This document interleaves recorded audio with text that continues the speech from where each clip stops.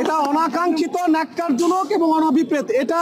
এটা বড় ম্যাসিভ। অন্যান্য ইউনিভার্সিটি শিক্ষা প্রতিষ্ঠানে যেগুলো ঝামেলা হয়েছে সেগুলো সামনে নেওয়া সম্ভব, কিন্তু জাতীয় মসজিদে হামলা। সরকারের কাছে আহ্বান জানাই, ফাঁসিবাদের দূষররা বাংলাদেশের বিভিন্ন স্থাপনা থেকে, বিভিন্ন প্রতিষ্ঠান থেকে স্বেচ্ছায় পদত্যাগ করছে, আর একজন আলিম তার ছাত্রদেরকে নিয়ে এসে জাতীয় মসজিদে রক্ত ঝরালো।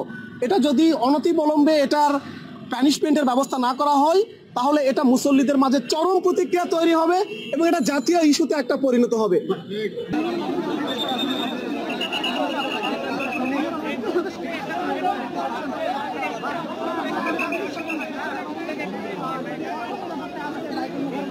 আশেপাশে আরো আছে ওই দিক দিয়ে অনেকে বের হয়েছে, আরো অনেকে তারা ইয়ালো পাতালি যেমনি ইচ্ছে সেমনি ইয়ে করছে মারছে।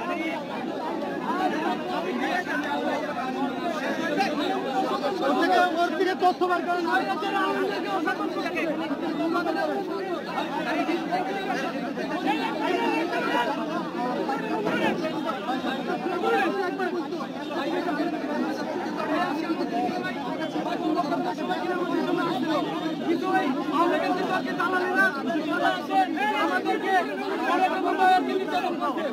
তার পরিচিত অপরিচিত সম্পূর্ণ বাহিনীকে নিয়ে এসে এখানে যখন আমরা তো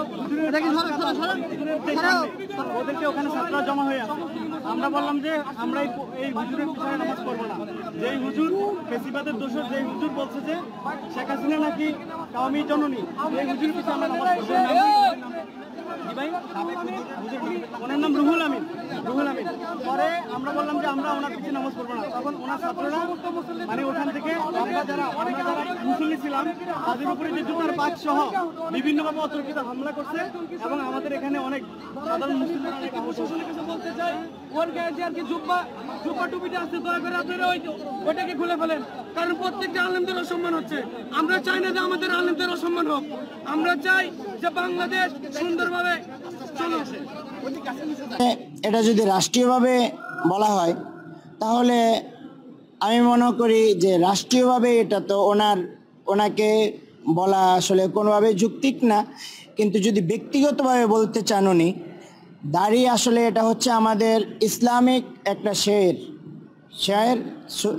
শুধু সুন্নত না, দাড়ি রাখাটা হচ্ছে একটা ওয়াজিব, ঠিক আছে? এটা আমরা অনেকেই মনে করি সুন্নত, দাড়ি না রাখলে কিন্তু কবিরা গুনাহ হয়।